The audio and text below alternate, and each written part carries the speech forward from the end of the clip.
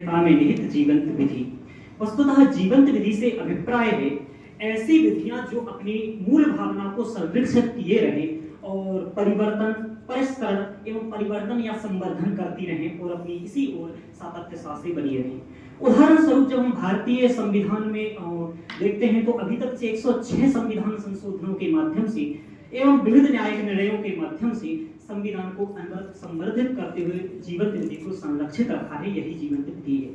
अब प्रश्न है कि क्या यह जीवंत विधि भारतीय सभ्यता में निहित है या केवल कहना मात्र है। वस्तुतः इसको हम कुछ उदाहरणों से प्रस्तुत करेंगे। यदि हम देखते हैं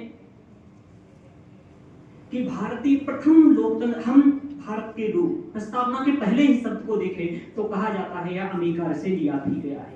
नहीं, लेकिन ऐसी भावना ऋग्वेद के मंत्र में भी प्रतीत होती है। वयम राष्ट्रे प्रजाग्रयाम, ऐसे अन्य मंत्र में भी अयम निजः परागत्य गणनार्गोचेक्षाम आदि मंत्र में भी प्राप्त होती है। इसी प्रकार हम देखें कि भारतीय संविधान को उद्धार का थैला कहा जाता है। मैं कहता हूं भारतीय संविधान भारतीय सभ्यता के विमर्श का एक निकष है। वस्तुतः हमने कॉपी पेस्ट नहीं किया है, कॉपी करके भारतीय सभ्यता के एडिटिंग सॉफ्टवेयर में डाल करके 2 साल 11 महीने 18 दिन उस पर चिंतन किया है और फिर हमने भारतीय संविधान की मौलिक संरचना दी है। भारतीय संविधान के अनुरूप, भारतीय परिस्थितियों के अनुरूप, भारतीय दर्शन के अनुरूप बनाया है। डॉक्टर अंबेडकर जी का भी यही कहना था कि मेरा जो दर्शन है, मेरा जो सामाजिक चिंतन है वो भारतीय धर्म का मूल है, ना कि राजनीति का। इसी तरीके से यदि हम लोकतंत्र की प्रथम जब जाते हैं तो लोकतंत्रात्मक गणराज्य, लोकतंत्रात्मक की बात देखें तो चार्वाक दर्शन ही पारलौकिक ईश्वर को नकार करके प्रथम बार एहलौकिक ईश्वर की सत्ता स्थापना की बात करता है। वह कहता है लोक सिद्धो भवेत राजा परे सोना अपरास्मृता,